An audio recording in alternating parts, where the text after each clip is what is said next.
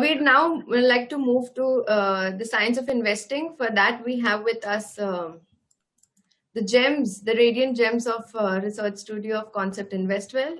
So we will begin with Navid. Over to you. Yeah.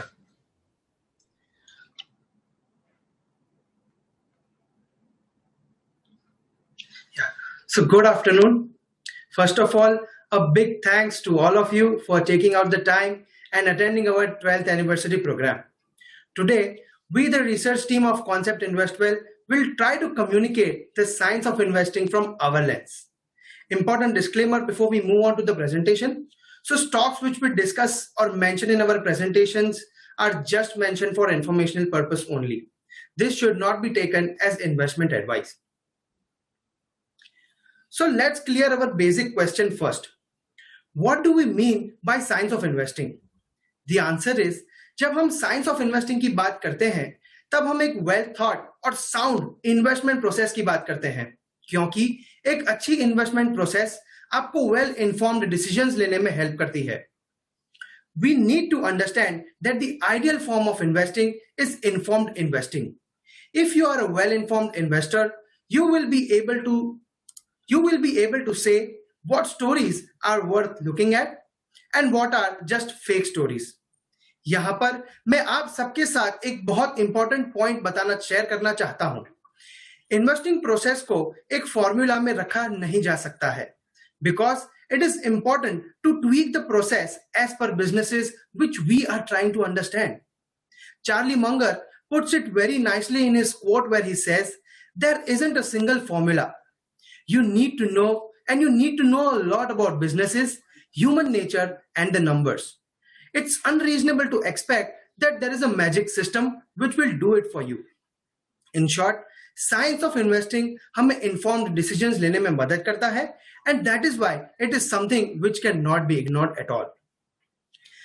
Now, instead of talking about the process in the theoretical way, मैं आप सबके साथ हमारी खुद की प्रोसेस शेयर करना चाहूंगा, जिसकी हेल्प से हम बहुत सारे अच्छे स्ट्रॉन्ग बिजनेसेस को आइडेंटिफाई कर पाए हैं और हमारे इन्वेस्टर्स के लिए इतने सालों में एक डिसेंट वेल्थ भी क्रिएट कर पाए हैं. So without wasting much time, let me share what we do at Concept. So before getting into the details of the process, I would like to share with you the basic premise on which we have built our process. हम ये मानते हैं कि अगर हम एक low quality business को eliminate करने में कामयाब हो जाते हैं तो हमारे पास हमारे इंटरेस्ट की कंपनीज ही बच जाएगी इन्वेस्ट करने को. Charlie Munger, again, with all his wisdom that he has explained his with the help of a very simple quote where he says, and even Siddharth sir mentioned, that all I want to know is where I'm going to die so that I will never go there.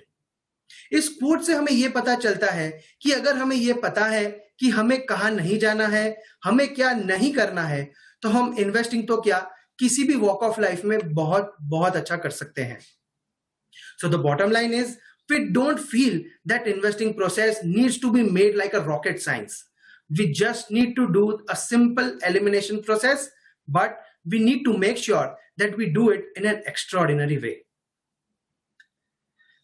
हमने ये देखा है कि कुछ simple checks करने से ही हम बहुत सारे वीक बिजनेसेस को एक साथ एलिमिनेट करने में कामयाब हो जाते हैं.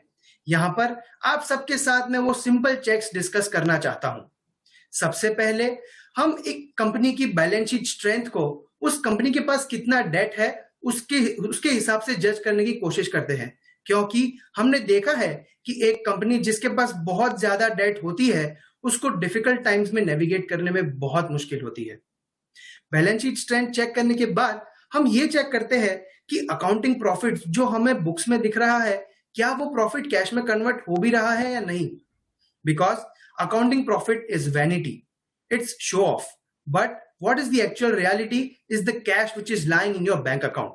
Therefore, it is very important to check whether the accounting profit is getting converted into cash or not. Balance sheet और cash conversion ability check करने के बाद हम एक कंपनी को एनालाइज करने के उसके हार्ट की तरफ बढ़ जाते हैं. वहां पर हम उसके रिटर्न ऑन कैपिटल एम्प्लॉयड को चेक करते हैं. मतलब आपने कितना पैसा कंपनी में लगाया और कंपनी ने उसके सामने कितना रिटर्न जनरेट किया अपने बिजनेस से. हमने ये देखा है कि मार्केट एक हाई आरओसी जनरेट करने वाली कंपनी को डिसप्रपोर्शनेट रिस्पेक्ट देता है as compare to a low ROC generating company. And after all these checks, finally we come down to a very important check, which even Siddharth sir mentioned, is growth. What we try to do is we try to check what kind of growth the companies have done in the past. Of course, past की growth से future का कोई लेना देना नहीं है. But अगर हम एक ऐसी कंपनी देख रहे हैं जिसने पास्ट में कंसिस्टेंटली ग्रो किया है, तो हम ये श्योरली अज्यूम कर सकते हैं कि इस कंपनी के पास फ्यूचर में भी ग्रोथ करने के लिए राइट इंग्रेडिएंट्स हैं. इन सारे पैरामीटर्स जो मैंने आपको मेंशन किए, इन सब को यूज करके हम हर एक कंपनी को एक स्कोर देते हैं, जिसे हम कहते हैं the greatness score.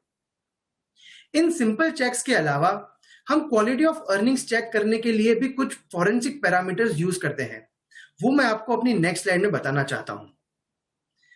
I will explain this with the help of couple of ratios, and I will try to explain this with the help of a comparison of three companies which are doing the same business of manufacturing and selling wires and cables. Firstly, I would like to show that it's very important to check the management salary as a percentage of profit and compare it with peers. A higher management salary as a percentage of profit just makes us aware that we need to dig a bit deep in understanding the management of this particular company. In our example, management of company 3 is taking a very big chunk of its profit as salary, which is not the case in the case of first and second company. But let me tell you, there is nothing illegal in this. Managements can take roughly 10% of PAT as salary as per Companies Act. Second thing which I want to share with you is that we always want to know that what can kill our companies. There are certain liabilities जो हमें balance sheet में नहीं दिखती है, but the occurrence of such liabilities can create a havoc for the company. These liabilities are known as contingent liabilities. हम ये देखने की कोशिश करते हैं कि ये liabilities अगर ट्रिगर होती है तो वो कंपनी की नेटवर्थ यानी कि कंपनी की इक्विटी को किस तरीके से और कितना डैमेज कर सकती है. अगेन हमारी केस स्टडी को यूज करें तो कंपनी 3 स्टैंड्स आउट एज अगर ये लायबिलिटी ट्रिगर होती है तो these liabilities can question the very existence of the company itself. But after explaining both these parameters, I want to share a very important disclaimer here. Please remember, किसी भी unusual number का मतलब fraud नहीं होता है. There can be fair and plausible reasons behind this. हमारी duty as investors यही है कि हम इन नंबर्स को क्वेश्चन करें. Greatness score helps us in cutting down the noise and the buzz which sometimes goes around in the market. Let me again explain this with the help of a very simple example. So there is a diversified group with widespread businesses which became very popular recently as all the business belonging to that group were doing exceptionally well in terms of growth and in terms of share price. हमने simply हमारा greatness filter run किया और हमने ये पता लगाया कि ये ग्रुप की कोई भी कंपनी हमारे इंटरेस्ट के लायक नहीं है. इस वजह से हमने ये ग्रुप को पास दे दिया. Greatness score, again I would like to mention that greatness score is not sacrosanct because as Siddharth sir just said, science is just one part of the story and there is a very important part which we often term as judgment which is involved in investing. कई बार ऐसा होता है कि greatness score present में बहुत खराब दिख रहा है बट फ्यूचर में ये ग्रेटनेस स्कोर बहुत ज्यादा अच्छा दिख सकता है बिकॉज कुछ इंपॉर्टेंट चेंजेस अभी किए जा रहे हैं या तो रिसेंट पास्ट में किए जा चुके हैं जिनके फ्रूट्स हमें आगे जाकर मिलने वाले हैं. So the ability to see this greatness score improving in the future is what I would say is the art of investing. We have also taken such kind of judgment calls in our companies where we see the scenario improving significantly in the future. But remember, these opportunities are few and far between. And as the quote goes, turnarounds seldom turn around. Now let me give you a glimpse of the greatness score of some of the companies which we hold in all or some of our portfolios. हमारी average company का greatness score stands eight 74%, which you can see is much better compared to the companies which we just saw in the previous slide. एक और चीज जो हम हमारे portfolio में stock select करने के वक्त करते हैं वो ये है कि हम हमारी कंपनीज की कंपैरिजन को एक सेक्टर या एक इंडस्ट्री तक सीमित नहीं रखते हैं. We are happy to compare a financial company with a technology company and take a call based on whichever company looks stronger to us. We focus on having the 20 best performing businesses according to us in our portfolio. Even Siddharth sir alluded to his point where he said कि हमें सारे हमारे portfolio में विराट कोहली ही चाहिए. अब तक हमने जो डिस्कस किया वो सब बहुत नंबर बेस्ड था, बट एक अच्छी इन्वेस्टमेंट प्रोसेस हमें बेस्ट डिसीजन लेने में मदद करती है. और जैसा कि आप जानते ही है कि in investing we ourselves are our worst enemies. Therefore, एक अच्छी इन्वेस्टमेंट प्रोसेस हमें हमारे बायसेस से भी प्रोटेक्ट करती है. हमारे पास भी एक ऐसी ही अच्छी इन्वेस्टमेंट प्रोसेस है. यहां पर मैं आपके साथ रिचर्ड फेनमैन, जो कि एक बहुत ही पॉपुलर फिजिसिस्ट है, उनका एक कोट शेयर करना चाहूंगा. He says that the first principle is that you must not fool yourself and you are the easiest person to fool. इसका मतलब यह है कि हमारे दिमाग में जो बायसेस है वो हमें बेस्ट डिसीजन लेने से कई बार रोक लिया करते हैं. तो अब मैं आप सबके साथ हमारी थॉट प्रोसेस शेयर करना चाहूंगा जो हमें इस बायस डिसीजन लेने से रोक लेती है. हमारे दिमाग को स्टोरीज बहुत पसंद है. किसी भी चीज को अगर हमारे सामने स्टोरी के फॉर्म में प्रेजेंट कर दिया जाए तो वो हमारे साथ ज्यादा लंबे समय तक रह जाती है. स्टॉक मार्केट में भी हमेशा अच्छी और बुरी, सही और गलत स्टोरीज चलती ही रहती है. But as an investor it's our duty to check the facts and match the same with the stories before we take any investment decision. Let me explain you this with the help of a simple example of a stock which we hold in our portfolio. That is SBI Bank. 2018 में जब SBI bank में एक साथ कई सारे corporate defaults हो चुके थे, तब लोगों का SBI बैंक के लिए व्यू बहुत बहुत नेगेटिव हो चुका था, जैसा आप सब जानते हैं. इस मौके पर हमने SBI बैंक की फैक्ट चेकिंग करना शुरू किया और हमने ये पता लगाया कि SBI के साथ कस्टमर्स अभी भी इतना ही कंफर्टेबली बैंकिंग कर रहे हैं और SBI ने अपनी हिस्ट्री में कभी भी एक सिंगल परसेंटेज भी मार्केट शेयर लूज नहीं किया है. Whereas PSU banks, public sector banks as a whole, has lost a lot of market share to well-run private sector banks. ये और कुछ और ऐसे ही फैक्ट्स के जरिए हमें ये पता चला कि SBI में ये जो स्लोडाउन है वो एक सिक्लिकल स्लोडाउन है और ना कि एक स्ट्रक्चरल स्लोडाउन. इसी की वजह से हम SBI बैंक को तब भी होल्ड कर पाए और आज जब SBI बैंक अच्छा परफॉर्म कर रहा है उसका फायदा हम और हमारे इन्वेस्टर्स अच्छे से उठा पा रहे हैं. Lastly, we try to focus on the long-term picture as Siddharth sir just said. जब तक long-term picture हमारी expectation के हिसाब से दिख रहा है, we don't get upset by short-term results. We don't believe in selling just because the stock price has become a few percentage points overvalued. Bottom line is, we keep our eyes on the businesses more than the stock price. And just like entrepreneurs do, we stay put with the businesses which we find are of good quality and have their future prospects are bright and intact.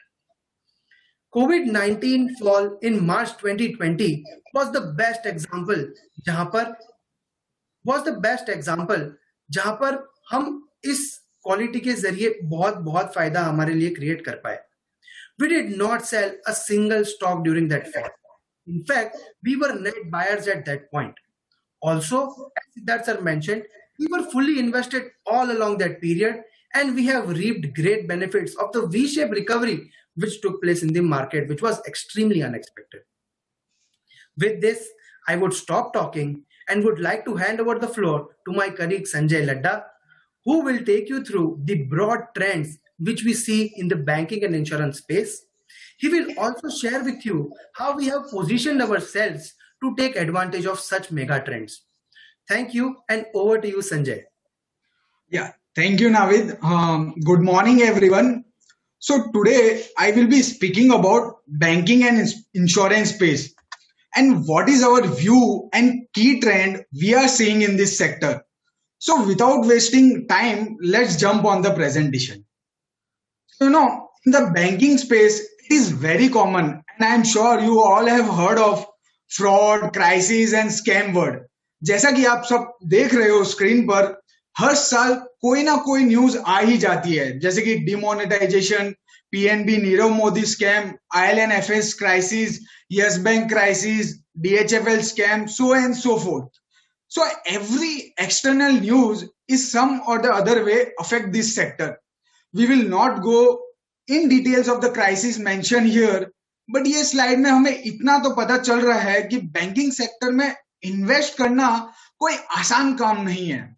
It is surrounded by so many problems: asset quality mismatch, defaulter, stress on asset, insider involved to dent the bank's equity are some of the common mistakes we have seen in the banking space. But फिर भी अगर हम देखें over a longer period of time, ये sector ने काफी अच्छा return generate किया है, that is 15.7% CAGR in last 5.5 years. And we believe that this return are sustainable over a longer period of time as well.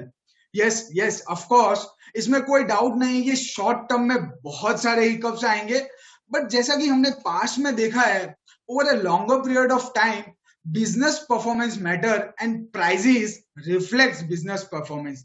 मैं example लेना चाहूंगा यहाँ पे, Yes Bank and ICICI Bank, both companies have faced hiccup.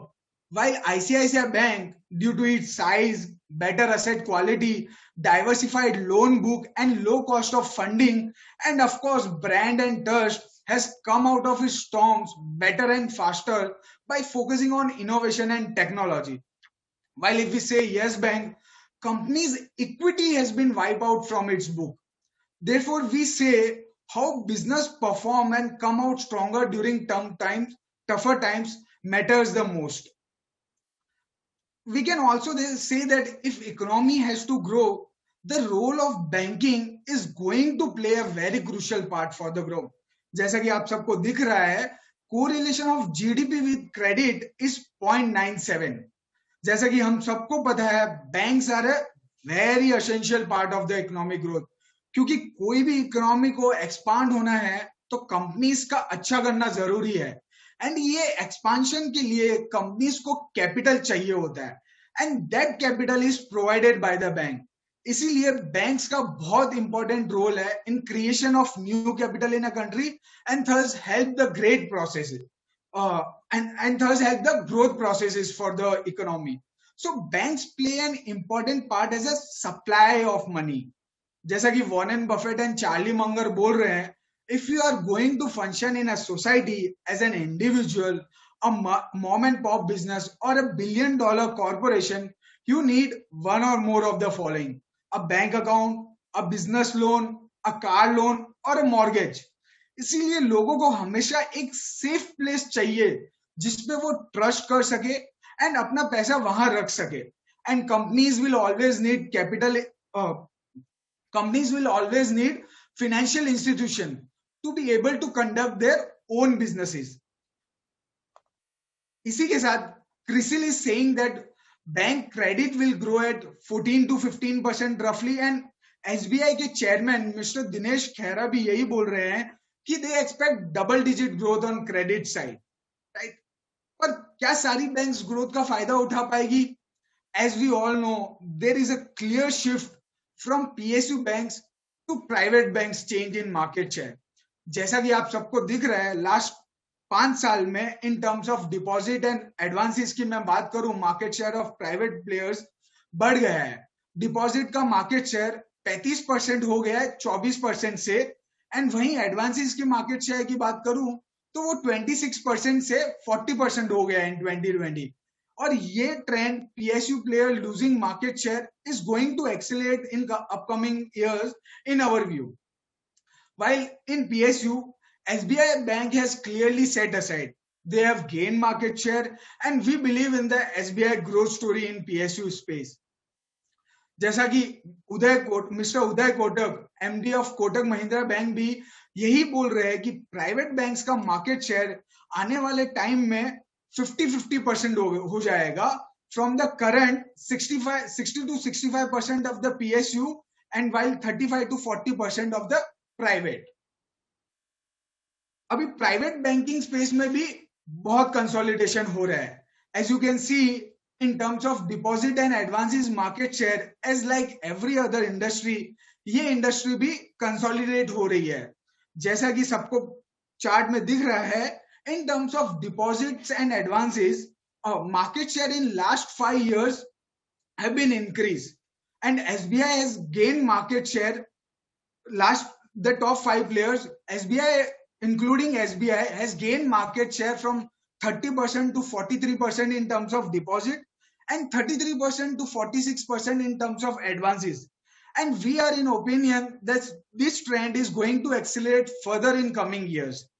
अगर मैं सिर्फ top 4 players की बात करूं and total private player deposit and advances को रख के देखूं, तो इनका शेयर 68% है एंड 67% है in terms of deposit and advances respectively.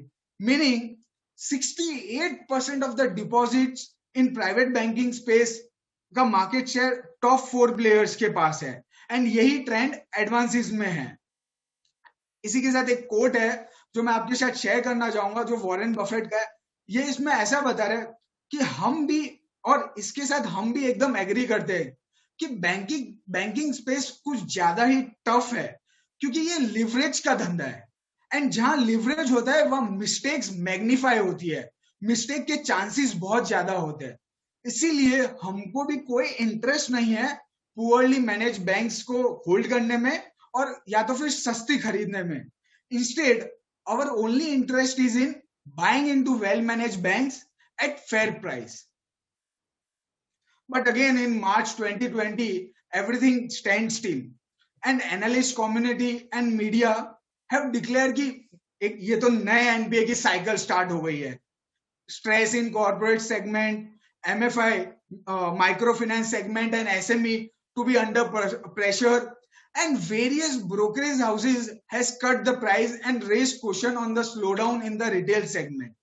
While ये सारे arguments सही है short term में, banks have faced pressure on their books, but जैसे जैसे economy start हुई, we look back the companies we hold, as time passes in Q3 financial year 21, we check the restructuring. So restructuring was lower than expected in the larger banks. That is in the range of 0.3 to 0.5% in HDFC, ICICI and Axis Bank, while 0.8% in SBI Bank. While the other part of the banking space like small finance or other part of the banks, वहां पे उनका restructuring book था 4 to 5%. So, और next collection efficiency भी बहुत improve हुई in larger banks, and it came at 95-98%. While smaller banks have faced trouble. अगर मैं डिपॉजिट एंड एडवांसेस की भी बात करूं, तो was higher in larger banks. They are growing at more than double digit. So our thesis of holding larger player in industry has played out on our side. So we are very, very much clear about what that well-run banks and larger banks will gain market share. And they are the beneficiary for the longer term. And COVID has helped us stay strong to our conviction, and we are keeping ourselves stay put on well-managed bank to perform well going forward. Our thesis of holding larger banks is very simple, and we believe this offers us a margin of safety. That is strong liability franchise, 44% CASA ratio of SBI, 22,200 branches, and cost of deposit is just at 4.2%. In terms of asset quality की अगर मैं बात करूं, तो HDFC bank का asset quality disproportionately better है बाकी सब बैंक से. The asset quality of HDFC Bank is just 1.4%, 1.47% in terms of gross NPA during the times of COVID as well. Other aspects की अगर मैं बात करूं आपके साथ, like brands and trust, these larger banks offer disproportionate trust in the minds of customer. They have pan-India presence and are ahead when it comes to digital services. So these larger banks offer various other services to customer, like distribution of third-party product like mutual fund, insurance, and other advisory services. And there are a lot of various other services which help customer to stick with the banks. So therefore, we are very much confident in the banks we hold in our portfolio. Now I have discussed various topics on the banks. I'm moving towards the insurance space. So insurance दो तरह के होते हैं, life and non life insurance. Life insurance के product क्या होते हैं? Term plan, annuity, endowment type of product. Non life के क्या होते हैं? Car, two wheeler, mediclaim, fire insurance. ये जो प्रोडक्ट होता है that we call non life insurance में. So we believe insurance sector is a next big opportunity in India. हमें ऐसा लगता है कि जिस तरह से बैंकिंग सेक्टर ने परफॉर्म किया है लास्ट 20 साल में, उसी तरह से आने वाले टाइम में इंश्योरेंस सेक्टर परफॉर्म कर सकता है. एंड ये चीज आपने ऑलरेडी सिद्धार्थ सर में सुन ही लिया है. We are bullish for the long term story in the insurance space. यही एग्जांपल अगर मैं लाइफ इंश्योरेंस में बोलूं हम क्यों बुलिश है, तो industry has been grown at a CAGR of 19% over last 19 years. आने वाले टाइम में it is expected that life insurance industry will grow at 12.5% CAGR over the next decade. In life insurance the next big growth opportunity is protection and annuities. यह एक structural and growth story है. आने वाले next decade में we expect कि protection business to grow at 23% केगर. And वहीं अगर मैं एन्युटीज की बात करूंगी तो we expect that it will grow at 20% CAGR. Life insurance industry का एक और जो बहुत इंपॉर्टेंट पॉइंट है वो ये कि life insurance industry has a long gestation period to break even. That is अगर मैं ऑन एन एवरेज पकड़ूं तो लाइफ इंश्योरेंस इंडस्ट्री को 9.3 years लग जाते हैं प्रॉफिटेबल बनने में. वहीं अगर मैं नॉन लाइफ इंश्योरेंस सेक्टर की बात करूं, वहीं अगर मैं नॉन लाइफ इंश्योरेंस सेक्टर की बात करूं तो उसका gross direct premium has been grown at a CAGR of 17% over the last 10 years. And it is expected that it will grow at 15% CAGR और आने वाले नेक्स्ट डिकेड में. In non life insurance PSU players are losing market share from 51% in financial year 13 to 39% in financial year 20, while private players are gaining market share given their significant advantage in terms of scale, distribution franchise, capital position, product innovation and risk management and superior execution capabilities. हम सबको पता है कि private players के पास ये सारे ingredients होते हैं. Private players not only gain market share, they have superior underwriting standards as well. So combined ratio की अगर मैं बात करूं in financial year 13 में both private and PSU players का combined ratio was at 116%, while private players का combined ratio in financial year 19 was at 102%. और वहीं अगर मैं PSU players की बात करूं तो it is there was there at 130%. तो इसी से आप सबको आइडिया तो आ ही गया होगा कि ये कितनी बड़ी opportunity and why we are bullish on this sector. So with this I hand over floor to Latika where she will discuss on IT sector which has always seen growth since early 90s, but COVID act as a catalyst and further accelerated growth prospect for the sector. So please hear from Latika. Over to you.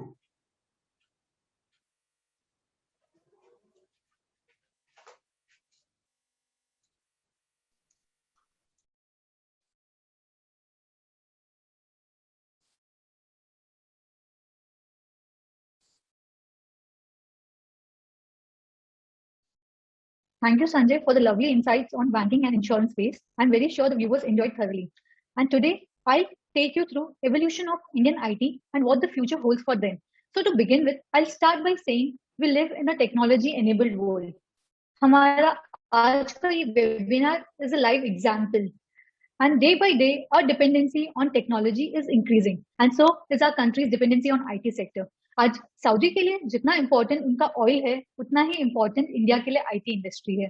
Why do I say this? Because of 3 reasons. First, अगर हम हमारे contribution देखें GDP में 90s में जो IT का contribution था it was just 1.2%, but अब ये इंक्रीज होके 1% हो गया है. सेकेंड, अगर हम देखें तो India is a major exporter of IT, and हम उसको अगर नंबर्स में समझे तो आईटी का contribution to export was is currently at 27%. But अब अगर हम सिर्फ सर्विस सेक्टर का एक्सपोर्ट देखें तो सर्विस सेक्टर के एक्सपोर्ट में अगर हम बात करें तो आईटी का कंट्रीब्यूशन इज 52%. मतलब more than half of the service sector export come from the IT sector. So we can understand how crucial this sector is. Third, it generates employment to a large number of population directly or indirectly. इन सबको अगर मैं sum up करूं तो हमारा IT sector is currently valued at $150 billion industry which is higher than Saudi Arabia's oil export.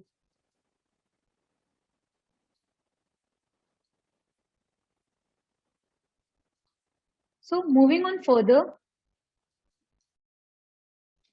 हम the third wave, ये 3 word से हम सबको अब डर लगने लग गया है. But don't worry, today what I'll talk about the 3 waves of IT outsourcing in India. So talking about the first wave, it started with the Y2K crisis, where in a way Indian IT outsourcing was born. So उस time पे globally billion and trillion dollars का loss हो जाता अगर ये Y2K crisis को solve नहीं किया जाता. So to solve this crucial problem, the Western countries they started looking upon Indian IT companies and their employees. क्यों हमारे पास वो लोग आए? Because हमारे पास क्या था ऐसा? First, we had a high number of engineers in our country, and second, at a low cost. So in a way, IT outsourcing in India was born at that time, and the rest is history. Second, talking about the global financial crisis. So global financial crisis के साथ जैसे overall economy and globally सब industries question में आ गए थे, वैसे IT sector को भी इम्पैक्ट आया था. Globally IT service spending went down to -4% in 2009, जिसका इम्पैक्ट इंडिया पे आया और हमारे आईटी एक्सपोर्ट्स डिग्रू हुए by 30%. But after market stabilise the need of technology was even higher.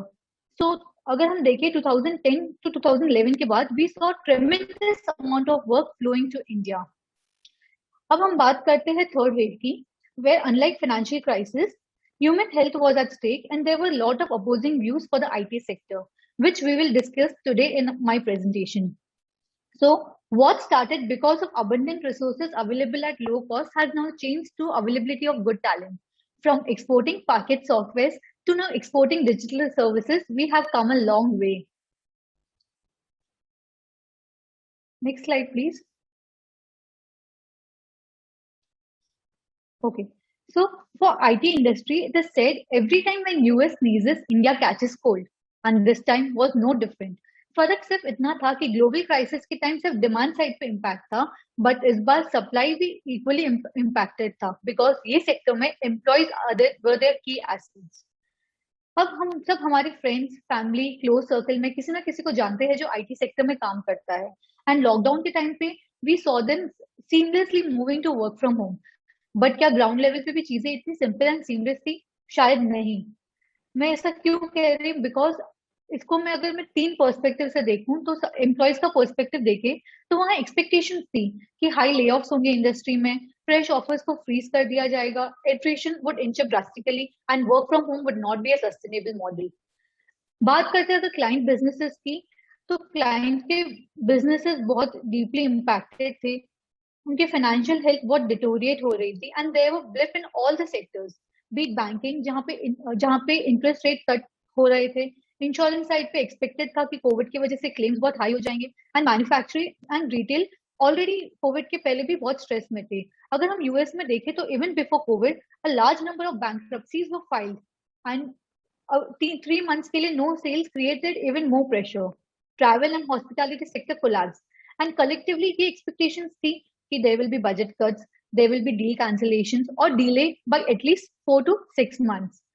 And अगर हम आईटी कंपनीज के पर्सपेक्टिव से देखें कि क्या था, तो वहां पे एक्सपेक्टेशंस थी कि there will be pricing pressure which will be a major concern. And second concern ये था कि कैसे इतने बड़े एम्प्लॉय बेस को वो वर्क फ्रॉम होम पे शिफ्ट करे, बिकॉज ये शिफ्ट करने के लिए उनको required equipments, bandwidth, uninterrupted power supply and सबसे ज्यादा इंपॉर्टेंट डेटा सिक्योरिटी कैसे मेंटेन करे, ये क्वेश्चन थे. इन सबसे भी बड़ा एक कंसर्न था कि चलो वर्क फ्रॉम होम पे तो शिफ्ट कर लेंगे, बट क्लाइंट्स को कैसे कन्विंस करे कि उनका डेटा सेफ है, बिकॉज अब उनके एम्प्लॉयज क्लाइंट प्लेस पे तो छोड़ो, वो अपने खुद के भी वर्क प्लेसेस पे काम नहीं कर रहे थे, वो अपने घर से काम कर रहे थे। तो कैसे वो लोग क्लाइंट्स को इंश्योर करे कि दैट उनका डेटा सेफ है उन सबके पास। सो अगर देखा जाए तो फुल इकोसिस्टम के लिए कंसेंसस व्यू था कि ये सेक्टर में कोई ग्रोथ नहीं आएगी for the next 1 or 2 years and there will be a long gestation period. Next slide please.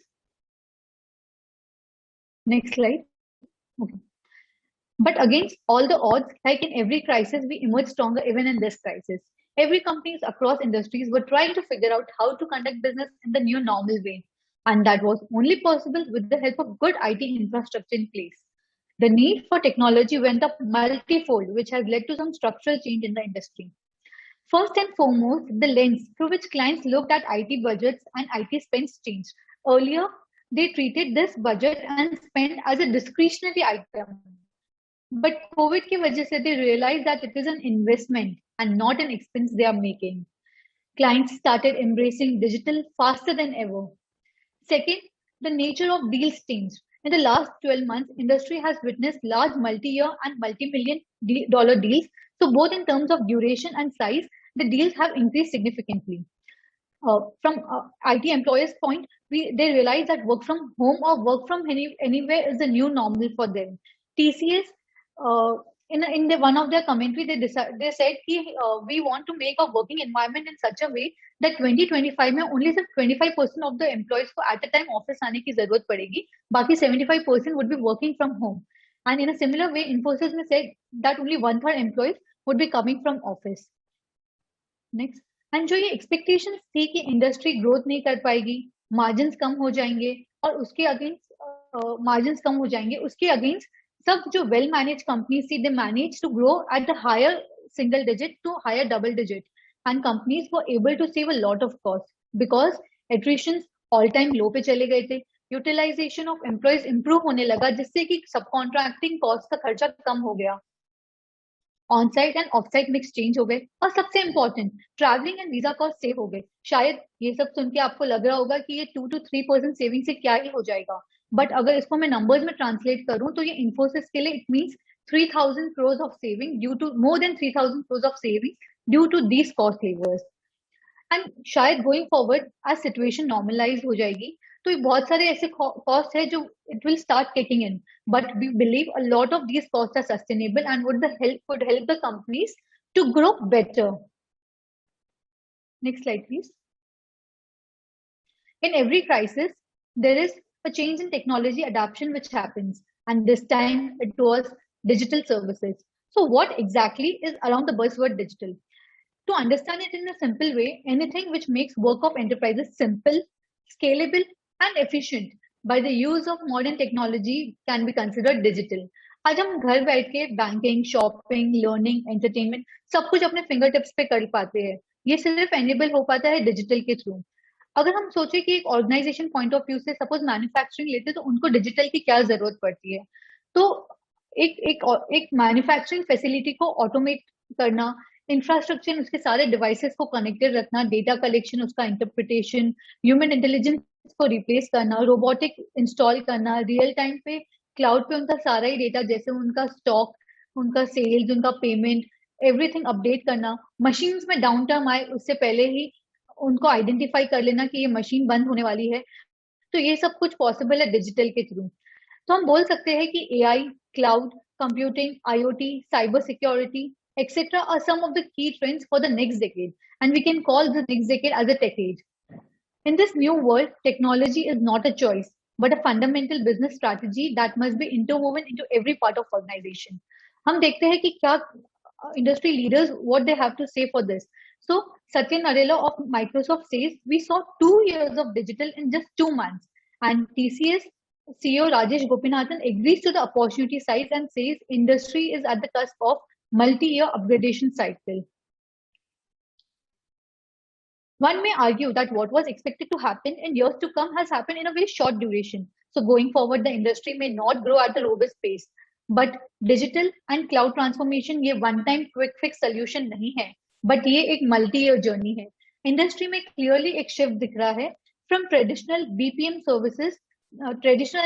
services where the growth rate is low or even it is degrowing, to areas which are high growing areas such as digital and cloud. If we had to bifurcate it segment wise, we see the industry is tilting more towards high growth area of 15 to 20 to 25%. एक और advantage India IT companies have over the other global peers is huge talent base of digitally skilled employees in India, which has grown exponentially at 37%. So now coming to our portfolio companies. Next slide, please. Initially, in March, even we were quite skeptical about how would our companies cope up with the changing dynamics of the industry. But when we did a ground level digging, हमने जब management के con calls attend किए, उनकी commentary पे ध्यान दिया और हमने कुछ कंपनी एग्जीक्यूटिव से बात की, तब हमें कंफर्मेशन मिला कि ये business model which they have built over the years are super resilient to such disruptions, and they will surely emerge even stronger. We took corrective action and increased our weight in Infosys, which I take huge pride to tell that it is the largest holding in our portfolio legend. We also added Mphasis, which we believe is a clear winner of this digital trend. ऐसा नहीं है कि Covid आया और digital came into existence, but ये companies last काफी year से digital में हेवी इन्वेस्टमेंट कर रहे थे in the form of acquisition, building capabilities and hiring digital employees. Covid ने सिर्फ एक कैटलिस्ट का काम किया to speed up the digital process. If we see, Infosys started reporting their digital revenues way back in 2017-18, and if we see their growth trajectory, it is quite amazing. In Mphasis, if we see their net new deals, of which more than 70 to 80% deals were from new gen services, which gives us a confidence about its order book. Next slide, please. So apart from these digital trends, during this testing times, these companies were gaining market share, growing broad base across all the verticals. They were making correct investments. For example, during COVID, Mphasis did not increase their margins at all, but they utilized the cost savings and they invested that in a right place. And these companies, they were able to bag big deals with their total contract value going at all-time high. Infosys ने last year दो बड़ी ऐसी deal sign की. First is the Vanguard deal, which is worth rupees $1.5 billion, and second is the Daimler deal, which was huge because of two reasons. First, it was valued at $3.2 billion, and second, it was the largest ever deal in the history of Indian IT, making it a landmark deal. अगर हम बात करें Mphasis की, तो Mphasis ने FY21 में उनकी order book all time high पे थी, एंड उसके बाद Q1 FY22 में उन्होंने अपने प्रीवियस ईयर के all time high order book का 45% फर्स्ट क्वार्टर में ही अचीव कर लिया. So setting up a new benchmark for themselves, and we are very confident about the growth trajectory of these companies. Next slide please. So the reason why we are bullish on this segment, if we see in a way everything around us is becoming smart. Why do I say this? Because right from our wristwatches to our desktops to even our homes and now our cars, everything is becoming a computer. Why? With that I mean, as for Volkswagen, they said अभी एक car में 100 million lines of coding की जरूरत होती है, जो आने वाले टाइम में 1 billion lines of coding चाहिए होगी. मतलब अभी जो करंटली जो कोडिंग होती है उसका 10x कोडिंग फ्यूचर में रिक्वायर्ड होगी. तो हम इसे एक अपॉर्चुनिटी देख सकते हैं कि कितनी बड़ी है. वैसे ही tech spending by global enterprises and consumer, जो करंटली सिर्फ 5% है, गोइंग फॉरवर्ड ये 7.5% तक जाने की एक्सपेक्टेशंस है. उसके अलावा these are great businesses. They are well managed and they can generate superior returns on the back of low capex and being debt free. They have strong corporate governance history, and these players, they are continuously gaining market share from global players. India का पहले जो IT sector का अगर हम overall global IT में देखें तो India का market share was lower single digit, but अभी it is upwards of 25%, which gives us a good confidence about the Indian IT sector. And as per NASSCOM, the Indian technology service industry is expected to reach 300 to 350 billion US dollar in the next 4 to 5 years. Overall, we are clearly seeing a multi-decade story in this sector and a huge opportunity. With that, I conclude my presentation over here and I hand the floor to Rosalind. She will talk about the hot favorite sector of the street during lockdown and tell us about the opportunity in healthcare beyond COVID. Over to you, Rosa. Oh, thanks, Latika. So good afternoon, everybody. Today I'll be talking about healthcare sector. What are the key trends from where growth would come? And lastly, our stand on these trends and how we can take benefit out of it. Let's start with the presentation. So we all know that 2015 में pharma pick out हो गया था. Since 2015 to 2020 pharma ने इतना return नहीं दिया. But in last quarter of FY 2020 जब Covid आया तब due to requirement of medicines to cure COVID, all Indian pharma companies were in focus. Every day हम एक नई headlines देखते थे. 3 Indian pharma firms signed licensing deal with Gilead for supply of COVID-19 drugs. फिर वो company 10% up हो जाती थी. उसमें से तो बहुत फार्मा कंपनीज ने तो 52 वीक हाई क्रॉस किया. सो तब सबको, इवन आज भी सबको यही लगता है कोविड के वजह से फार्मा कंपनीज फ्लेवर में है. So in next 10 minutes I will try to explain कि कोविड के वजह से ये ग्रोथ है या फिर आफ्टर कोविड ये पिक आउट हो जाएगा जैसे 2015 में हो गया था. Moving ahead to the next slide. This chart is of BSE healthcare index का daily average market cap. Numbers are in billion. If you see BSE healthcare का market cap was 360 billion in 2002, whereas today it is 12,777 billion. In last 20 years, it has created CAGR growth of 20%. इसमें disappointments भी थे, like FY 2006 to FY 2009, it has done nothing. वहीं पे अटका रहा. Then एक space आया जहाँ 5 times हो गया. 5 years में फिर again 5 year में no wealth created and एक early sign of recovery दिखना start हो गया. Sector is around 12,777 billion market cap and it has a pockets of underperformance, but over the long term it has created significant wealth. And आगे भी कौन से vertical से wealth create होगा, let's discuss. Coming down to the next slide. अगर हम देखें healthcare का वेटेज कितना है निफ्टी 50 में, निफ्टी में कभी भी हेल्थकेयर का वेटेज ऑन एन एवरेज 4 से ज्यादा नहीं था. For the year financial year 2009 it was 4%, जो गिर के 2.5% हो गया. At peak it went around and reached 9% in financial year 15. This has kept on changing again. So FY 19 में it went down to 2.4%, आज खींच के 3.67% ही है. DV's Lab अभी recently add हुआ है निफ्टी 50 में, otherwise पहले तो 3 ही थे. But if you look at the healthcare per se with other index over the world, किसी में भी डबल डिजिट से कम नहीं. I still think healthcare का dominance and prominence अभी भी reflect नहीं हो रहा है, which it should get. Indian pharma companies has made our Indian proud during COVID time.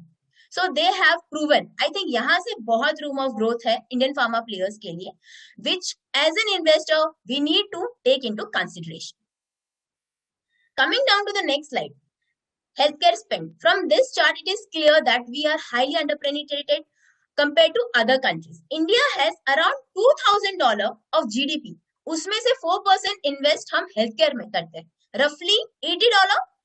If I compare it with Brazil, Brazil has $9,000 का GDP and they spend around 10% on healthcare, which is $900. So if India goes the Brazil way, in terms of GDP will grow 4 times and healthcare spend will grow 10 times. Just think about the growth of sector in next 10 years. So now इतनी सारी बातें कर ली. Healthcare grow करेगा, but pharma में कौन से सब segment से growth आएगी will make you understand in the next coming slide. The heading itself says that Indian pharma to look beyond generics.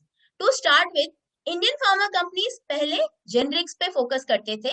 A simple generic.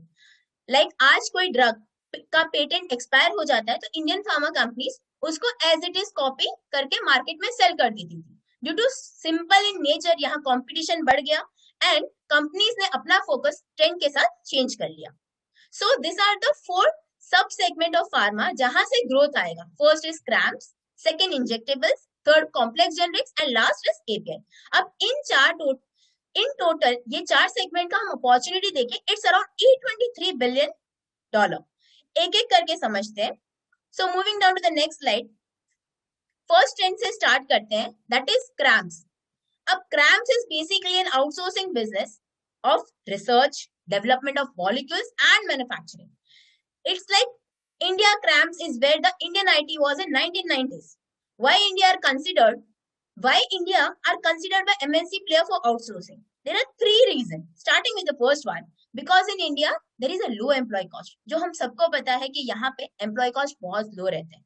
If you see, average annual salary per scientist is significantly lower in India. Cost per scientist per annum in India is $60,000 versus China it's $1 lakh, and in other Western market it is $240,000. This helps innovator companies to improve their R&D efficiencies. India is also a low-cost manufacturer.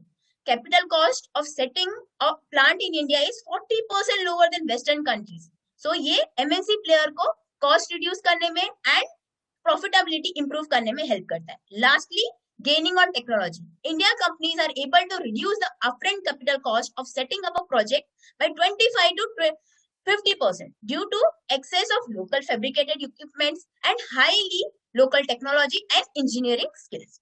This is helping to reduce their overall cost by 40 to 45%. In the right-hand side chart, if you see, over the last 5 years, global CRAMS market has grown at a CAGR of 7%, and in coming year, it is expected to grow by 10%. Moving ahead to the next slide, complex generics. So आज हमें medicine क्यों चाहिए to cure disease, right?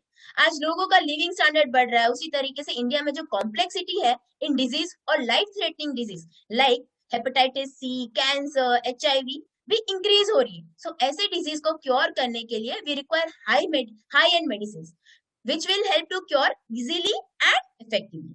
So complex generics is complex because they have a complex active ingredients, which is a raw material that is used to make medicines, complex formulation, complex route of delivery, like insulin, जो आज हम घर पे भी use कर सकते हैं. आज complex generics are difficult to develop. There is a limited competition in space, and hence they offer high margin. In the right-hand side chart, we can see that 252 billion of patents are going to expire, which was earlier 70 billion in 2015 and 16. So after expiring, companies उसको manufacture कर सकती है, right? Out of this 252 billion, 2/3 will be in complex space, which is 66%. जो earlier से 1/3 ही होती थी, मतलब 33% ही complex space में होती थी, and today जो drugs off patent जा रही है वो 66% है. Seeing this big opportunity, some of the Indian companies such as Dr. Reddy, Zydus, Glenmark, Aurobindo, Torrent, Cipla, etc. have already started building their pipelines. Moving down to the next slide and the third trend, that is injectables. Injectables is a in normal term में मैं बात करूँ तो it's a injection. It's a sub-segment of complex generics. जब भी doctor के पास हम जाते हैं for a treatment, they ask us injection दे दूं. That is just because वो just ज्यादा इफेक्टिव रहेगा एंड जल्दी रिकवर होने में हेल्प होती है. इसमें and important reason why injectables came into the picture that makes treatment more effective. Due to the complexity in nature, injectable requires technical capabilities, high capital cost, dedicated operational facilities, and because of high competitive in nature, इसमें competition low रहता है and जिसके वजह से margin high.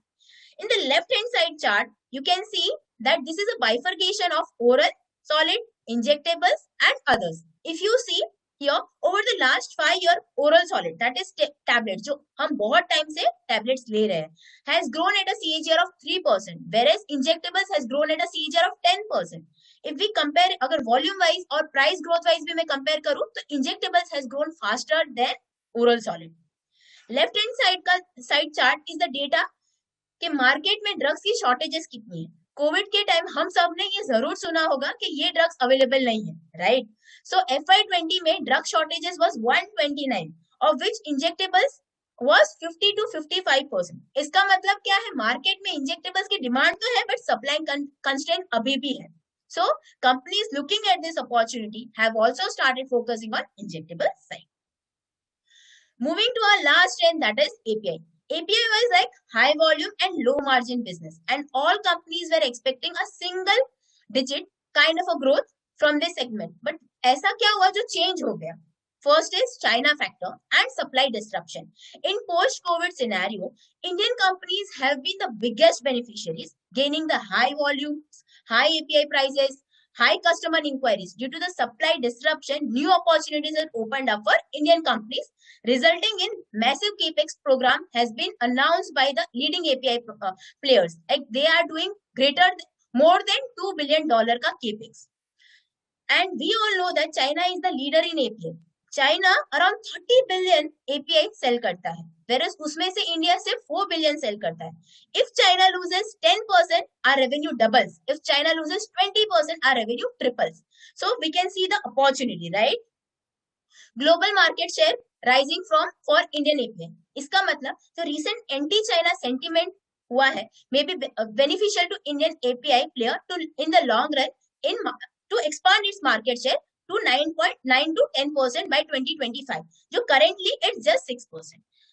Becoming backward integrated, considering the high dependence on import API from China to domestic consumption, companies like Divi's, Aarti Drugs, Hikal, Solara, they have backwardly integrated. Earlier, हम 50 to 70% import करते थे raw material, that has come down to 20 to 30%. And lastly, that is PLI scheme. The government ने जो help किया है API players को. In March 2020, government allocated 30 billion for development of 3 bulk drug parks as well as 69 billion for manufacturing of those 53 crucial API, which we were having higher dependence on China. Right hand side chart shows that Indian API is expected to show higher growth rate than China. Next slide, please. This is a very interesting chart of R&D spend done by all pharma companies as a percentage of sales. A very important parameter when we look at pharma companies. Over the year, if we see pharma companies has increased their spend from 5.6% to 8.5%. The major R&D has been done on complex side. This again proves that shift is happening in the sector. Moving ahead to the next slide. After pharma, would like to take few more minutes on diagnostic industry. So diagnostic has become a very crucial part of our life. Before medicine, an individual is need to get diagnosed. If you see Indian diagnostic market, it's around 776 billion. Over the year, it has grown at a CAGR of 17%, which is expected to grow at a CAGR of 12% in the coming year. Whereas उसमें से organized player की मैं बात करूं, उनका market share is just 16%, and उसमें से diagnostic chain player like Dr. Lal, Metro, Thyrocare, unka market share is again just 3%. Here it is clearly visible that shift from unorganized player to organized player will happen. And जो 1 lakh number of 1 lakh labs है, they will consolidate going forward. And after COVID, people have started understanding the importance of diagnostic. पहले doctor बोलता था तब हम test करवाने जाते थे. After COVID, we had become more cautious toward getting tests done by our own. Full body checkup twice in a year has become need of the hour. With increasing the healthcare awareness, the organized player are expected to benefit the most. Broader market is growing. Organized player will again gain market share. और ये business की बात करूँ तो high ROE and low investment need is the best part about the segment. As heading such says, with industry, our companies has also evolved from an API to complex generics, and few are present across the value chain. In few of the companies, we have increased our weightage pre-COVID also and post-COVID also. And after due diligence, we have also added one new company to our portfolio called Syngene. Interesting point about this company is it is the only company in India which is present across the CRAMS business. They provide research also, development also, and even manufacturing. No other company in India is present all across the sub-segment. And we also have diagnostic player like Dr. Lal in our portfolio. The right company focusing on expansion, changing with trend will grow irrespective of economy. As mentioned in the initial slide, we have seen healthcare ka weightage Nifty 50 में just 3.6% था. So unlike Nifty, we are holding healthcare sector 8% in our Legend portfolio and 18% in our Marvel portfolio. So thank you so much to listening to me. And so I would conclude here and hand over to my colleague Rishabh, who would give you some interesting insight on evolution of businesses. Over to you, Rishabh.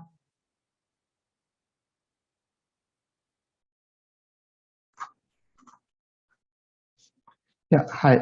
Thank you, Rosaline, for your kind words. And You're sharing your views and such deep insights into the healthcare sector. As mentioned, I'll talk about the evolution of businesses. Let's say if you're having this conversation 4 to 5 decades ago, and if I were to ask you a question, what is a business?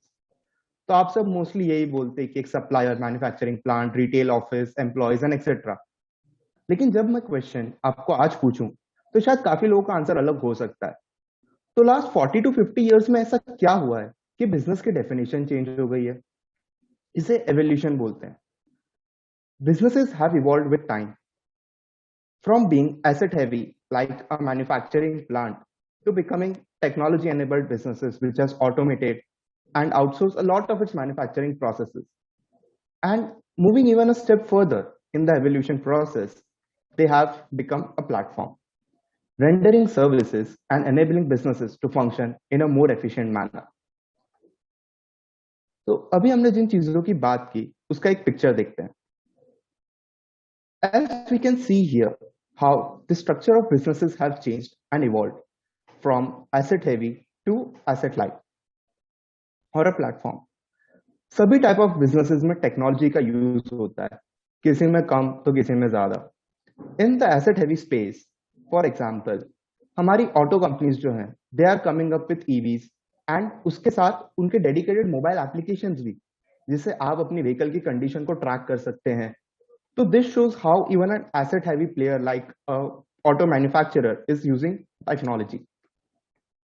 Mix model की अगर बात करें तो jewellery companies, जो लोग पहले showrooms के through काम करते थे, उन्होंने अपनी खुद की वेबसाइट्स बना दी है. घर पे आके सिलेक्शन एंड बाइंग होती है. एंड डायग्नोस्टिक प्लेयर्स जैसे रोजलिन ने पहले मेंशन किया, छोटे टाउन्स में लैब सेटअप करने की जगह घर से सैंपल कलेक्ट करते हैं एंड उनका मेन सेंटर जो शायद दूसरी सिटी में होगा, वहां पे जाके वो टेस्ट होता है. And you can even track that entire test process कि आपका कहाँ पे सैंपल कहाँ जा रहा है. तो this shows how a diagnostic player is changing its own dimension of business, how jewelry players are changing the dynamics of business and how are they adapting technology in it. And last में जो asset light space है, we even call them as platforms. We have homegrown hotel booking chains, food delivery players, exchanges, e-commerce platforms, and a lot of more different businesses, which we will talk about in the later part of the presentation. And if you see, the majority of these businesses have evolved in the last decade or so. तो अभी हमने जिस evolution की बात करी, लेकिन कितनी companies इस पूरे एवोल्यूशन की जर्नी को सर्वाइव कर पाती हैं? आई एम श्योर आप लोग अपनी उंगलियों पर काउंट कर पाओगे कि ऐसी कितनी कंपनीज हैं.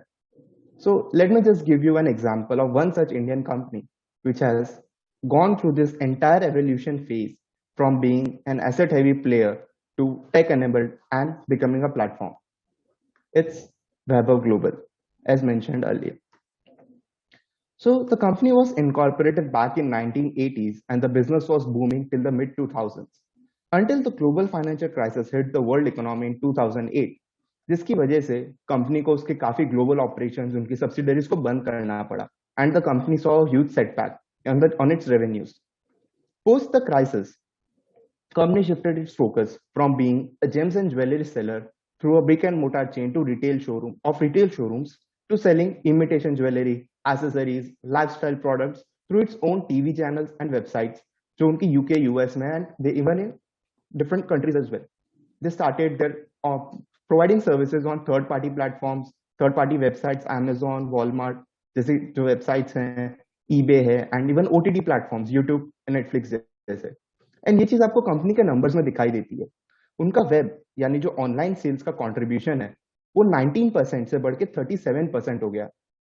तो this clearly depicts how the company has adopted to changes its business model, consumer behavior, and technological advances. तो अभी हमने जो टेक्नोलॉजी की इतनी बात की, ठीक है, तो adoption of technology doesn't mean having less fixed assets.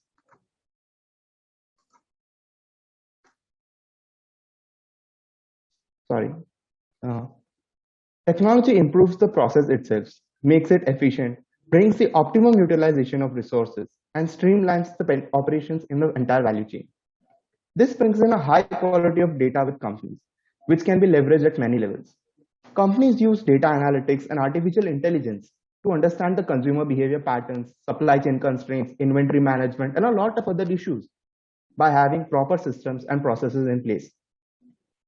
तो टेक्नोलॉजी और डेटा का बेनिफिट आपको पहले दिन से दिखाई नहीं देगा, बट उसका फायदा एज अ कंपनी आपको एक लंबे टाइम फ्रेम में मिलता है.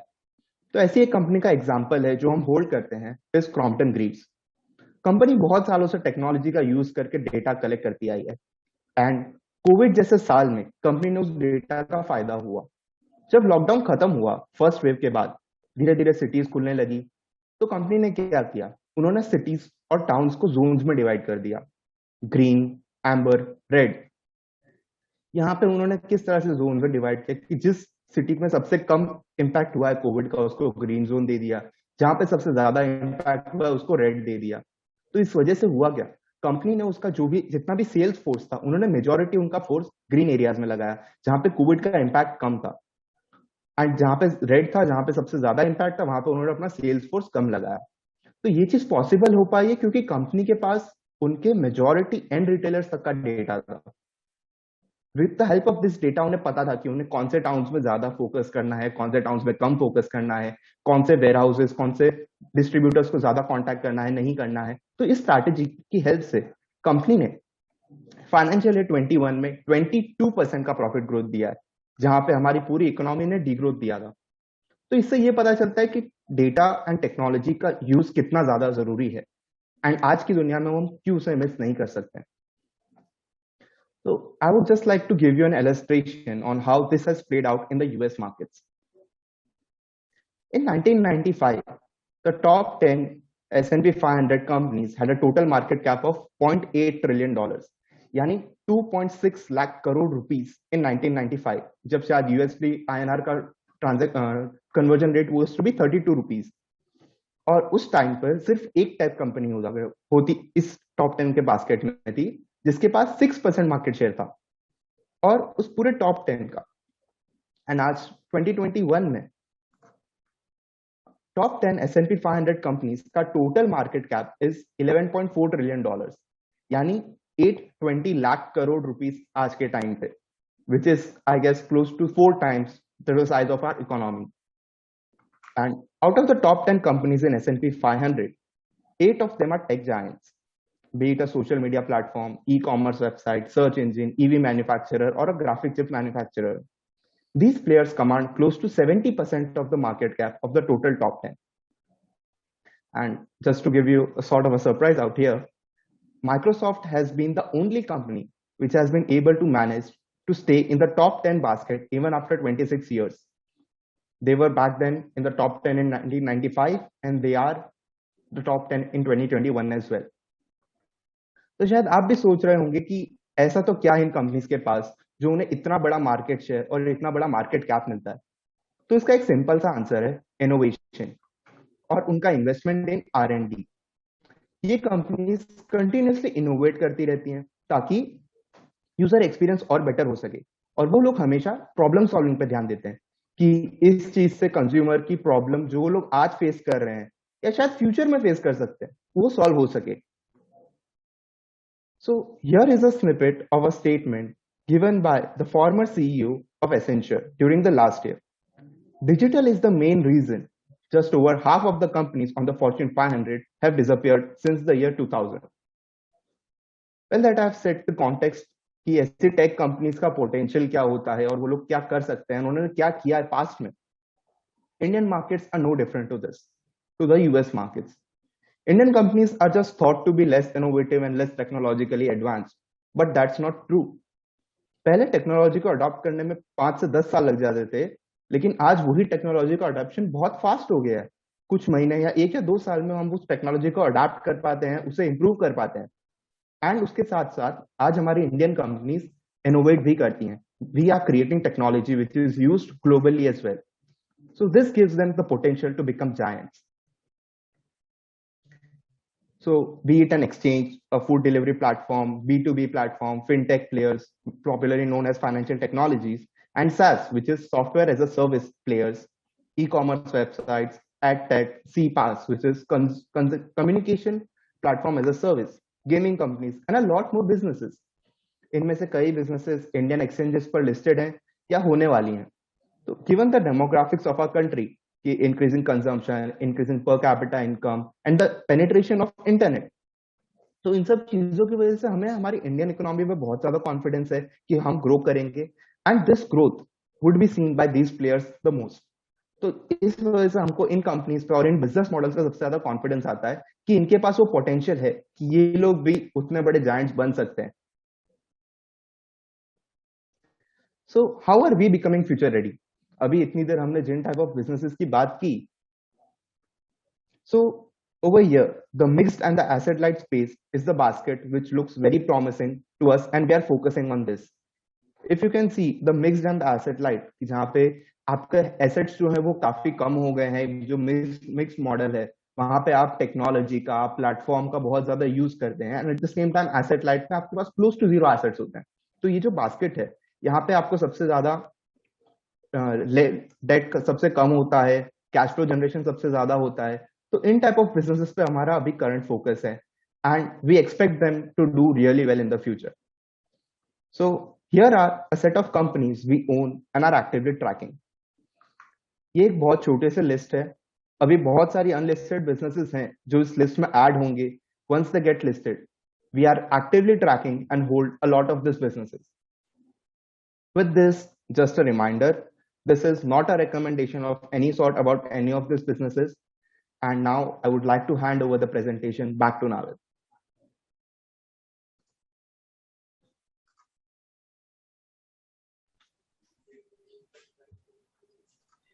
Thank you, Rishabh. So before ending, I would like to share 2-3 slides with you. Won't take much time. So the first slide which I want to share with you is our important learnings which we had during COVID. I know that all of us have our own fair share of learnings personally as well as professionally during the COVID crisis. But मैं यहाँ पर हमारी top 3 learnings आप सबके साथ share करना चाहूँगा. First one is that timing is futile. चलो अगर हम ये मान लेते हैं कि आप कोविड के फॉल को प्रिडिक्ट करने में कामयाब हो जाते, बात तो सही है कि आप शॉर्ट टर्म में कुछ पैसा जरूर बचा लेते, बट क्या आप इस तेज बढ़ते हुए मार्केट में फिर से इन्वेस्ट कर पाते? If you be honest with yourself, आप ये कन्फेस करेंगे कि इतने तेज बढ़ते हुए मार्केट में री एंट्री लेना it's very very difficult. But अगर आपने कुछ भी नहीं किया होता तो आप ये पैसा जो आपने खो दिया था शॉर्ट टर्म के लिए वो तो कमा ही लेते, बट साथ साथ में एडिशनल वेल्थ क्रिएट करने में भी कामयाब हो सकते थे। Second lesson which I want to share with you guys is that we should not take decisions based on macro factors. Macro factors are something which we can seldom predict, and it's best to focus on businesses and conduct our investing accordingly. फिर से Covid fall की बात करें तो अगर आप macros पे focus करते तो आपको इकोनॉमी और स्टॉक मार्केट के बीच का एक बड़ा डिस्कनेक्शन दिखता, बट अगर आप इंडिविजुअल बिजनेसेस पर फोकस करते तो आपको यह पता चलता कि well managed and well funded organisations are gaining market share और and they are growing also, right? So इस इंफॉर्मेशन के जरिए आप मार्केट में कन्विक्शन के साथ इन्वेस्ट करने में कामयाब हो सकते थे अगर आपने बिजनेसेस पे फोकस किया हो तो। Lastly, I want to share with you that we sometimes give too much importance to numbers, but it's the intangibles and the softer aspects which tells us about the real competitive advantage or the moat which the company enjoys and has built for itself. Moats built with the help of such intangibles are something which cannot be easily replicated. In intangible modes को हमेशा पैसों से replicate किया नहीं जा सकता, and they take certain kind of decision making and time to build these kind of modes. Easiest example which I can think of is the employee friendly culture. An organization with the right kind of employee culture can do wonders with little capital, whereas an organization with the wrong culture cannot even come close in spite of having a huge amount of capital. This is an example of an intangible which we should give much more importance than we actually do. In summary, I want to share with you that it's only through the right blend of science and the art of Siddharth sir, our flagship plan Legend has been able to outperform the Nifty on a compounded basis by 3.1% over a period of 12 long years. To put this in right perspective, अगर आपने जुलाई 2009 में 1 crore legend में invest किए होते और वही 1 करोड़ आपने साथ में निफ्टी में भी इन्वेस्ट किए होते, तो आपके निफ्टी के पोर्टफोलियो की वैल्यू आज 3.5 करोड़ रुपीस होती, whereas आपके लेजेंड के पोर्टफोलियो की वैल्यू 4.8 करोड़ रुपीस होती। इसका मतलब आप हमारे लेजेंड प्लान में इन्वेस्ट करके आपके इनिशियल इन्वेस्टमेंट से भी 30% ज्यादा से निफ्टी को बीट कर पाए होते। We are glad that we have been able to achieve such kind of results for our investors who have stayed with us since inception. Coming to the last slide, before I leave you guys, I would like to share with you a quote by Sir Isaac Newton. He says, if I have seen further than others, it's only by standing upon the shoulder of giants. The reason why I am sharing this here with you all is because we are very, very lucky to have one such giant in our team. He is none other than our fund manager, Mr. Siddharth Mandlewala. He has been a great learning source for all of us at Concept, and I would like to use this opportunity to extend him a sincere gratitude on behalf of each and every team member at Concept. He is a consistent learning machine. We hope to keep reaping the benefits of his learnings in the year to come. More power to you, sir. Lastly, once again, a big thank you to all of you for attending our 12th anniversary wealth creation program. Hope we were able to add a lot of value to your thoughts and your investing process. We hope to see you again next year. Thank you, and over to you, Shelja. Before Shelja can speak, I would like to talk a little bit about that. First of all, question and answer session is left. So please continue with watching this program. I know it has been more than 2.5 hours. So it has been a long, but art and science of investing, which if we want to learn thoroughly, would take almost 1 year. We have tried to capture it within 2 hours and maybe 2.5 hours. See, what you can see from the entire presentation, right, from what Siddharth has explained and team of 5 research analysts have explained, is that we have built the right system in our organization. We have got the right kind of fund manager. We have got the best of research. We have got the finest administration. We have got proper use of technology. And combining all this together, ये सबको मिला के हम investors को बहुत अच्छी तरह return deliver करेंगे, सेटिस्फाई करेंगे. और अभी I would like to ask Shelja to start the question answer session.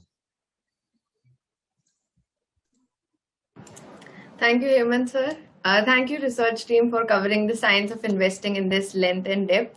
I hope besides Friendship Day, it could also become a learning day for our viewers. So congratulations, everyone, for delivering your expert knowledge so well. So are you ready to put your knowledge to test? Shall I begin? Sure. Okay, so beginning with the first question, you mentioned that behavioral biases hinder your decisions. Can you give one best hack which can help us mitigate biases better? So I think one best hack which I believe investors can have in their process, but again it's a very difficult hack, is to seek disconfirming evidences. You always try to seek positive information about your investments. मेरा investment कितना अच्छा है, मुझे जो investment के बारे में अच्छा बोल रहा है वो मैं उसका fan बन जाता हूँ.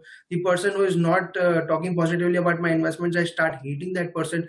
But the actual reality, the actual strength, if you want to build your a strong investment process, you should always try to seek disconfirming evidences. So for me, one particular hack which I always try to use and I would recommend everybody to use is that try to actively seek disconfirming evidences about your investment, because positive news are such that it will automatically come to you. It's only the negative part which you need to actively go and search. So yeah, seeking disconfirming evidence is the single best hack which I would like to give to our investors. The second question is, what is your take on dichotomy that we see between market and economy? Yeah, Thank you, Shelja, and you are doing a wonderful job. So I want to tell that to you.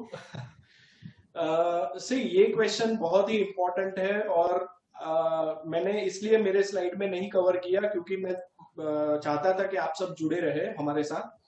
Market continuous Covid का जो lockdown announce हुआ था उस दिन से आज तक one way ऊपर गया है. एंड अभी उसके सामने if we look at our economy तो it is going through some pain. और जो खास करके सेकेंड वेव आया तो काफी लोगों को ये क्वेश्चन है कि भाई ये बराबर हो रहा है क्योंकि इकोनॉमिक पेन से जा रही है और स्टॉक मार्केट बढ़ रहा है. तो मेरे हिसाब से 4-5 रीजंस है कि जिसके वजह से we should give focus to this 4-5 reasons. सबसे पहला रीजन है कि stock market represents organised economy, organised sector. और अभी क्या हो रहा है, अनऑर्गेनाइज्ड का मार्केट शेयर ऑर्गेनाइज्ड बहुत फास्ट तरीके से खींच रहा है. यानी जो चीज को 6-7 साल लगने वाले थे वो शायद 2-3 साल में शिफ्ट हो रहा है. तो this is the first thing कि अनऑर्गेनाइज्ड का मार्केट शेयर ऑर्गेनाइज्ड खा रहा है. दूसरा, जब हम कॉस्ट ऑफ कैपिटल की बात करते हैं तो इंटरेस्ट रेट्स बहुत ही इंपॉर्टेंट चीज होती है. और इंटरेस्ट रेट्स अभी इंडिया में एट अ 15-year लो पे है.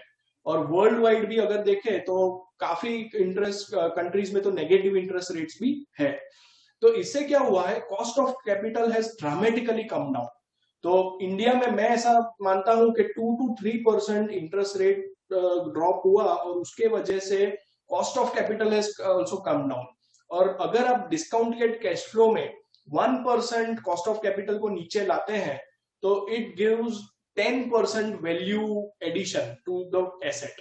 तो 1% downfall is equal to 10% of value addition in that asset. तो इस तरह 2 या 3% अगर देखेंगे तो 20 to 30% appreciation of an asset होता है. तीसरी चीज, बहुत लोग ये भी देखते हैं कि भाई Q1 का जो क्वार्टर था उसमें सेकेंड वेव बहुत रैम्पेंट था और उसके वजह से काफी लॉकडाउन और काफी दिक्कतें आई थी और रिजल्ट्स में भी वो इम्पैक्ट थोड़ी बहुत दिख रही है. यस, इट इज इम्पोर्टेंट लेकिन नॉट सो इम्पोर्टेंट क्योंकि companies are here for 20-25 years. अगर हम देखें कि 25 साल कोई कंपनी का एग्जिस्टेंस है तो उसमें 100 क्वार्टर्स आते हैं. 100 क्वार्टर में 1 क्वार्टर का सिग्निफिकेंस इज जस्ट 1%. तो अगर हम 1 क्वार्टर में 0 सेल्स भी करते हैं तो भी इसकी इंपैक्ट सिर्फ 1% या 1.5% की आती है ऑन दैट एसेट. तो ये भी एक पॉइंट हमें जानना है कि market long term point of view से सोचता है. Market is a discounting machine. Market short term hiccups को इतना इंपॉर्टेंस नहीं देता है. यानी अगर रिजल्ट्स में भी आप देखेंगे तो जो रिजल्ट में वन ऑफ होते हैं वहां मार्केट इग्नोर करती है उसको. Market looks for sustainable growth, market looks for consistency. तो ये अगेन एक इंपॉर्टेंट चीज हमें देखनी है. फाइनली सबसे इंपॉर्टेंट चीज जो हुई कोविड के दौरान FY21 में कि नोबडी एक्सपेक्टेड कि अर्निंग ग्रोथ इतना अच्छा आएगा. यानी निफ्टी का 6 ईयर का पैच था बिटवीन 400 to 450. उसके ऊपर हम जा ही नहीं पा रहे थे लास्ट 6 ईयर से. FY21 में we have broken that pattern और अभी FY21 में हमारा निफ्टी का EPS ग्रोथ इज अराउंड 20% और 535 का EPS आया. यानी 9 महीने में हमने 20% का ग्रोथ किया ओवर लास्ट ईयर. तो ये एक चीज भी हमें मार्केट के ध्यान रखनी चाहिए कि market is slave of earnings और जहां अर्निंग्स बढ़ती है तो मार्केट उसको इंपॉर्टेंस देता है.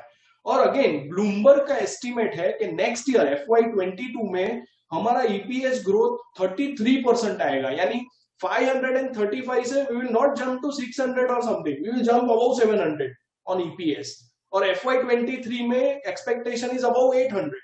तो expectations again are very high और ये हो भी सकता है क्योंकि ये साल हम सब जानते हैं GDP growth would be around 9 to 10%. तो इससे ये रिजल्ट्स आ भी सकते हैं. तो इसके वजह से अगर हम FY20 के हिसाब से हमारा PE रेशियो देखें निफ्टी का ऑन एन एग्रीगेट तो it comes to around 18-19 times which is not at all expensive. तो मैं ऐसा मानता हूं कि मार्केट इज फेयरली वैल्यूड. बीच बीच में करेक्शंस डेफिनेटली आएंगे. करेक्शन इज ड्यू तो 10-15% का करेक्शन आ भी सकता है जो हमने लास्ट 1.5 साल में नहीं देखा है. और इंपॉर्टेंट चीज हमें ध्यान में ये रखनी है कि आपके पोर्टफोलियो में कौन से स्टॉक्स हैं. If you are going for penny stocks, कचरा स्टॉक्स, तो वहां पे दिक्कत डेफिनेटली आएगी जहां अर्निंग्स बैक्ड नहीं है, कॉर्पोरेट गवर्नेंस अच्छा नहीं है. तो वहां पे प्रॉब्लम्स आएंगी, लेकिन general as a whole I feel के market is fairly poised. Thank you, sir. The next question is, the big decline in pharma in the recent past is a buying opportunity or some kind of pause in the rally?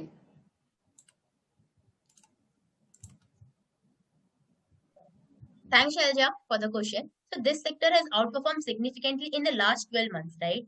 And the concerns which are forthcoming are pricing pressure, which are emanating in generic space in America, and US is the largest market for some of the companies in India. So that's why we saw a violent reaction in stocks like Dr. Reddy or Alembic Pharma. So we would be quite watchful for the drug companies. As far as Indian companies are concerned, performance are quite stellar and margins have held up quite well. But that was due to second wave. So will it be sustainable or not? They need to be watchful and looking at the lofty valuation companies are trading at. But yes, as mentioned in my presentation, players focusing on 4 trends will definitely do well in the long run also. And we have also seen BSC Healthcare has created wealth in the long run. So why to buy and sell?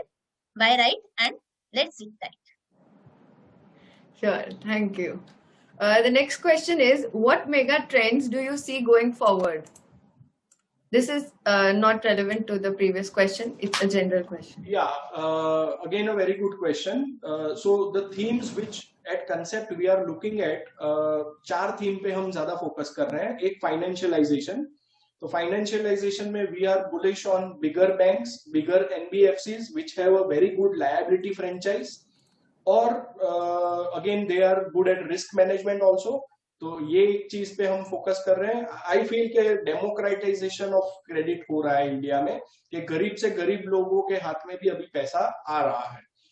दूसरी चीज we are bullish in financialisation is conversion from physical asset to financial assets. तो वहां पे savings जो save India कर रहा है, और एक्सपेक्टेशन है कि we will become $5 trillion economy one day.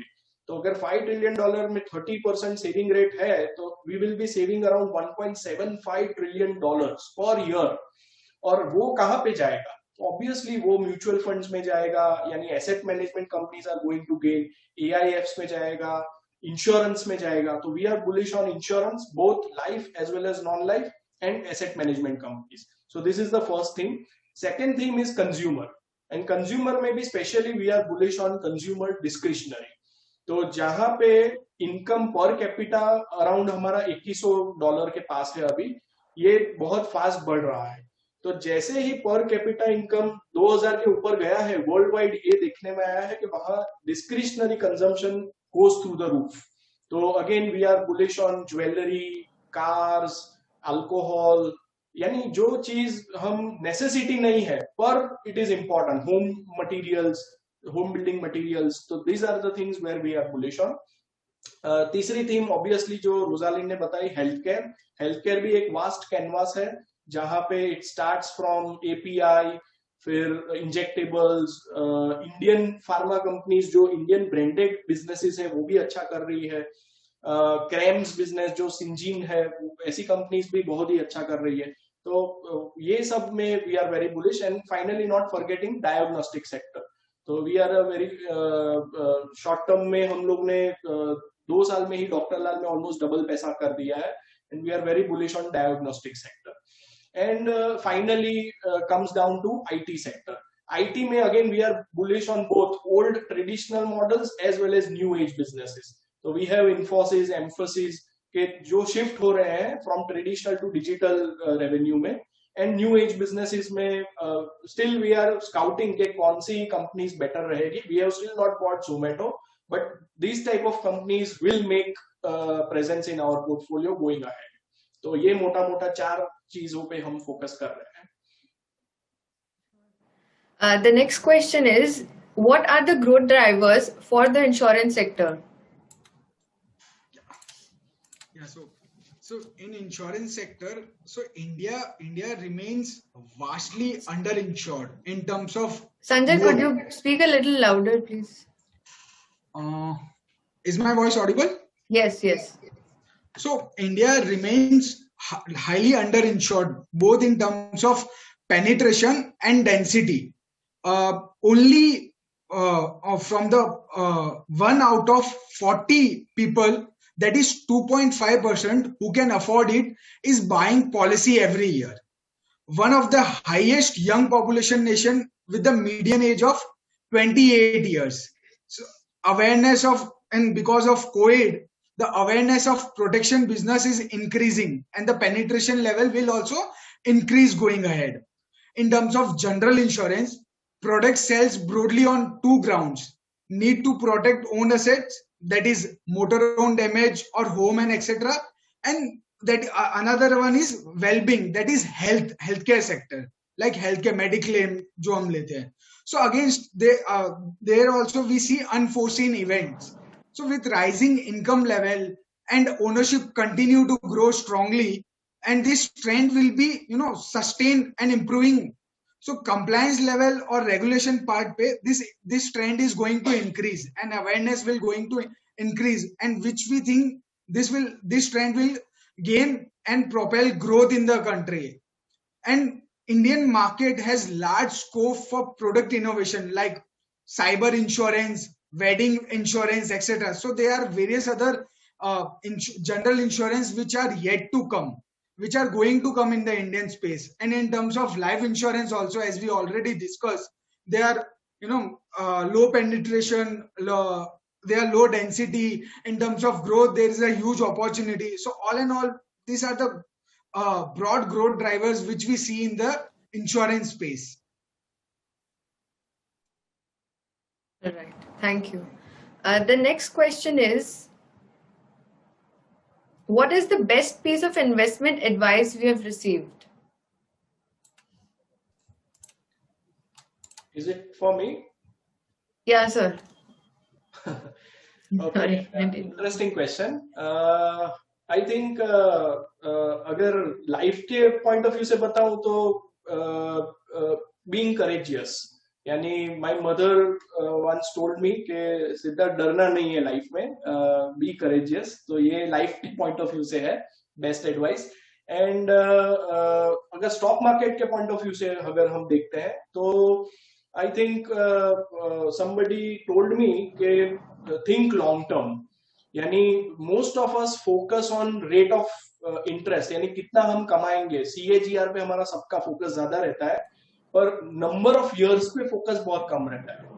तो मैं ऐसा मानता हूं कि when you are in the game for long term, you are ahead of 99% of the competition. तो अगर आप beyond 10 years सोच सकते हैं तो फिर कंपटीशन आपको हरा नहीं सकती कभी भी. तो think long term. This was the advice, best advice I would say. Thank you, sir. The next question is, what is your take on current valuations in IT sector? I think Latika could answer this. So before the pandemic, if we see, like in 2017-18, there were a lot of questions and doubts regarding the Indian IT sector, that how would they compete with global peers on digital front. And it was said that this industry may not grow going forward and it will come to a standstill. And it was also expected that there will be a fresh refresh cycle going on in this industry. And it looked like that they may not be able to survive if they had not adopted, if they were not able to adapt to the changing trends. So in a way, we can say the resiliency of this business model was overlooked in the past. But now, because of COVID, this resiliency, we can see there is a structural change, and businesses have proved themselves that they are relevant. They are not relevant only for today or tomorrow or for the next 5 years. They are relevant even beyond a decade.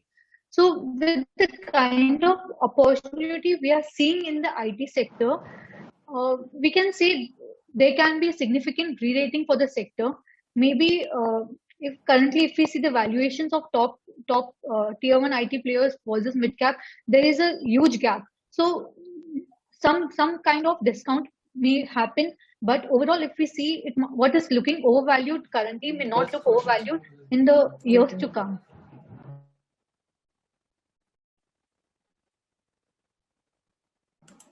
Thank you, Latika. The next question is, what's your honest view on Indian retail banking players in credit sector after exit of foreign players like Citi and Amex from Indian retail market? Siddharth sir, would you like to take this? जो बाहर की foreign banks हैं and they are taking exit from India, this shows that there is intense competition and they are not able to make money in India. So again ये बताता है कि banking is not an easy business to do, right?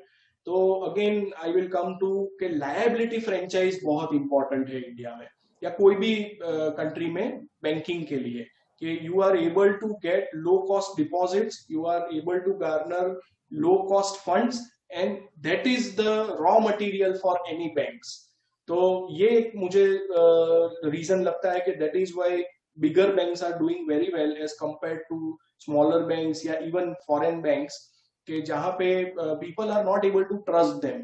यानी आज अभी Covid का scenario जो आया था लास्ट ईयर तो everybody was giving and depositing their money in HDFC Bank, Kotak Bank, SBI, PSU banks, but not in this type of foreign banks. तो ये एक reason हो सकता है and there can be multiple reasons also कि they don't want to focus now on India, they have operations in other countries. So ये एक reason हो सकता है. Return on capital शायद उनका इतना अच्छा generate नहीं होता हो इंडिया में. तो again that could be a reason. Sure. So that would be the last question for our Q&A session. Anyone from the panel would like to add words for closing comments? Siddharth sir or Hemant sir or anybody else? Okay, fine. So thank you all for joining us. It was a long session, but I think it was insightful. हम लोगों ने best try की, हमारा 100% देने की कोशिश की. Last 12 साल में जो नॉलेज अक्यूमुलेट हुआ है वो लास्ट 2-3 घंटे में हमने देने की कोशिश की. So thank you very much. Again we will have this type of insightful webinars coming. हर महीने 2 महीने में हम लोग करते रहेंगे. So thank you again. Thank you.